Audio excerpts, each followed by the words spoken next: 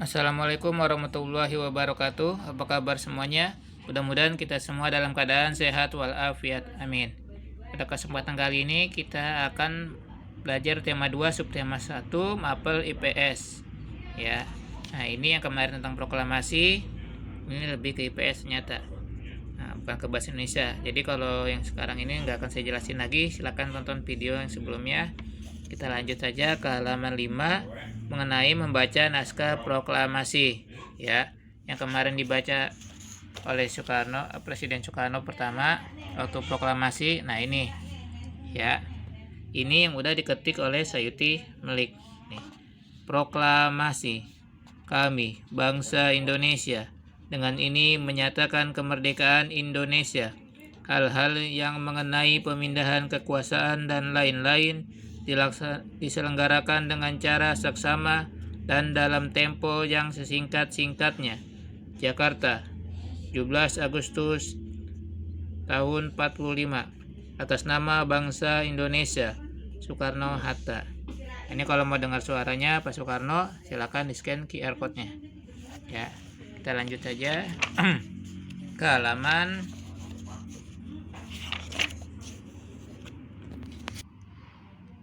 24 ya. Ini tokoh-tokoh proklamasi. Jadi yang kemarin proklamasi itu ada beberapa tokoh yang sangat berperan. Di antaranya ini yang pertama tentu saja Insinyur Soekarno. Nah, ini wajahnya ya, presiden pertama kita. Beliau lahir di Blitar, itu di Jawa, tanggal 6 Juni 1901. Ya, ayahnya bernama Raden Sukerni Sosrodiharjo, ibunya dari Bali bernama Ida Nyoman Rai.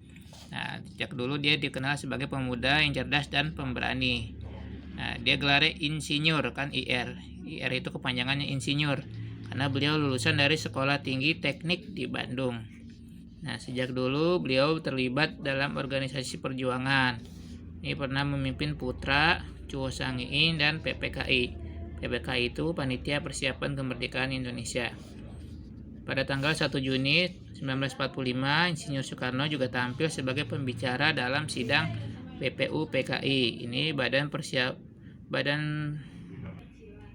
Penyelidik Usaha Persiapan Kemerdekaan Indonesia, bukan PKI ya. Nah, beliau menyampaikan pendapatnya berisi 5 asas dasar negara. Nah, sekarang kita kenal dengan Pancasila.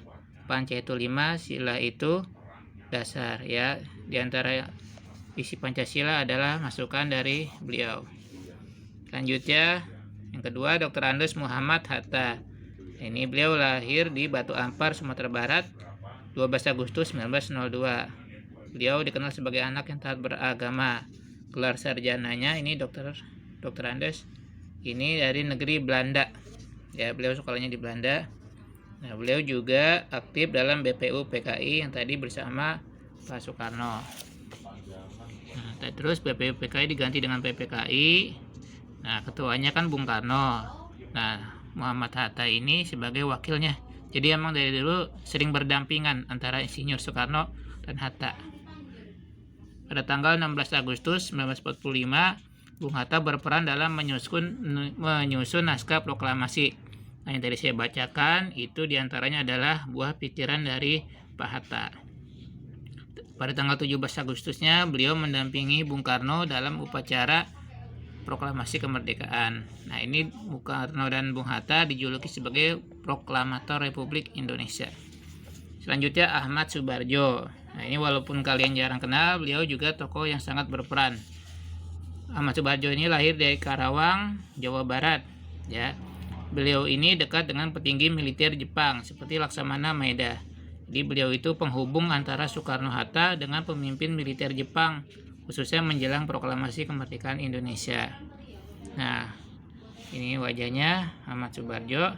Beliau ini juga seorang yang pandai bernegosiasi. Jadi waktu diculik oleh golongan pemuda Soekarno-Hattanya itu, nah ini yang berhasil meyakinkan adalah Bapak Ahmad Subarjo. Selanjutnya Ibu Fatmawati Soekarno. Beliau ini lahir 2 Februari 1923. Dia adalah istri dari Presiden Soekarno. Nah, beliau ini adalah yang menjahit sangsaka merah putih. Ya, bendera pertama yang dikibarkan pada tanggal 17 Agustus. Bendera tersebut terus dikibarkan dari tahun 46 hingga 68. Tapi karena dimakan usia, sejak tahun 69 bendera tidak pernah lagi dikibarkan karena udah mulai rusak ya. Namanya udah puluhan tahun. Lanjutnya bendera tersebut disimpan di Istana Merdeka kalau mau dilihat. Selanjutnya Soekarni. Soekarni ini lahir di Blitar, Jawa Timur. Nah, beliau bekerja di kantor Berita Damai ya. Terus dia mengusulkan agar teks proklamasi kemerdekaan Indonesia ditandatangani oleh Insinyur Soekarno dan Dr. Andes Muhammad Hatta atas nama bangsa Indonesia. Ya, kalau bukan unsurnya beliau, mungkin itu banyak banget yang pengen tanda tangan. Ya, namanya peristiwa penting, pada pengen ikutan tanda tangan, tentu nggak mungkin. Jadi dipilih 2 orang aja atas nama bangsa Indonesia. Selanjutnya Khairul Saleh, ini dari golongan pemuda. Ya, ini yang menculik Presiden Soekarno dan Hatta, tapi menculiknya niatnya baik ya, bukan niat buruk. Terus Sayuti Melik. Nah, ini yang mengetik teks proklamasi yang ditulis tangan oleh Soekarno. Ya. Ini ada beberapa kata yang diganti. Jadi di tulisan tangannya Pak Soekarno itu tempo, sama Sayuti Melik diganti tempo. Terus wakil-wakil bangsa Indonesia diubah menjadi nama bangsa Indonesia. Selanjutnya Latif Hendraningrat dan Suhud. Beliau berdua adalah berperan dalam upacara proklamasi sebagai pengibar bendera. Ya, ini mengibarkan bendera Bapak Latif dan Bapak Suhud. Selanjutnya kita ke halaman, nah ini 28. Laksamana Madya Tadashi Maeda. Berarti Laksamana itu berarti dari Angkatan Laut. Nah, beliau ini Angkatan Laut Jepang. Walaupun orang Jepang, nggak semua orang Jepang jahat ya, jadi ada juga yang berpihak ke Indonesia. Di antaranya ini Laksamana Tadashi Maeda. Beliau menyediakan rumahnya di Jalan Imam Bonjol. Nah, ini untuk menyusun teks proklamasi. Jadi dibacainya kan di Jalan Pegangsaan, tapi nyusun teks proklamasinya ini di rumahnya dia. Ya. Terus teks tentang peristiwa sejarah proklamasi. Jadi kisahnya tuh sebelum proklamasi kemerdekaan pada tahun 1944, 1 tahun sebelumnya, tentara Jepang mulai menderita kekalahan dalam Perang Asia Timur Raya. Jadi waktu dijajah Jepang, Indonesia tuh ikut terlibat dalam Perang Dunia II. Ya, orang Jepang memanfaatkan Indonesia untuk membantu peperangan, baik dari segi sumber daya alam maupun sumber daya manusianya. Tapi Jepang ini akhirnya kalah melawan pasukan sekutu. Sekutu itu Inggris, Prancis, Amerika. Ya, pasukan Jepang di Indonesia karena kalah dia semakin terdesak. Jepang ajak rakyat Indonesia mempertahankan diri dari serangan sekutu. Tuh masih ngerayu-rayu tuh, ayo bantuin saya perang. Nanti kamu akan saya kasih kemerdekaan tuh, dijanjiin sama Jepang kayak gitu. Ya. Nah, pada tanggal 9 Agustus, 3 tokoh pemimpin Indonesia berangkat ke Dalat, Vietnam, mau menemuin pemimpin Jepang di sana yaitu Jenderal Terauchi. Ya, mereka membicarakan rencana kemerdekaan Indonesia. Sama Terauchi ini dijanjikan, nih kalau kita menang perang, kamu akan saya merdekakan, gitu janjiin. Akhirnya dibentuk panitia persiapan tuh dari PPKI. Ketuanya Insinyur Soekarno dan Muhammad Hatta sebagai wakilnya. Terus pulang lagi ke Indonesia pada tanggal 14 Agustus. Nah, pada tanggal 14 Agustus 45, Kaisar Hirohito ini di Jepang, pemimpinnya memerintahkan kepada seluruh pasukan Jepang agar menghentikan perang dan mengakui kekalahan. Kenapa Jepang mengakui kekalahan? Nah, ini faktornya. Nah, yang pertama, pada tanggal 6 Agustus, kota Hiroshima di Jepang ini ya, dijatuhi bom atom. Bom atom itu bom yang ledakannya sangat dahsyat. Bikinannya si Einstein, ya. Nah, ini yang ngejatuhin Amerika Serikat, menewaskan ribuan orang. Gak cuma sekali bom atom dijatuhin lagi sama Amerika tanggal 9 Agustus. Nah, beda kota tapi di kota Nagasaki, ya. Ini ribuan orang juga meninggal juga. Ibaratnya 2 kota besar di Indonesia, Jakarta, Surabaya di bom atom. Nah, itu kan banyak yang meninggal. Akhirnya pemerintahnya udahlah stop aja perangnya, banyak yang meninggal, kasihan. Akhirnya Jepang pun juga begitu. Hiroshima Nagasaki hancur, Jepang nyerah. Ya, ini buat ngapalnya, tanggalnya itu kan 6 dan 9.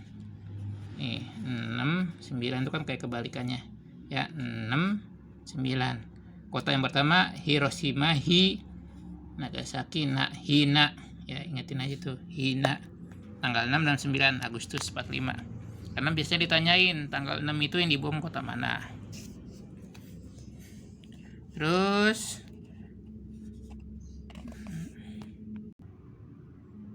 nah, setelah pulang dari Vietnam, ketiga pemimpin Indonesia, ada seorang pemuda bernama Sultan Syahrir. Dia tahu nih kalau Jepang tuh habis kalah.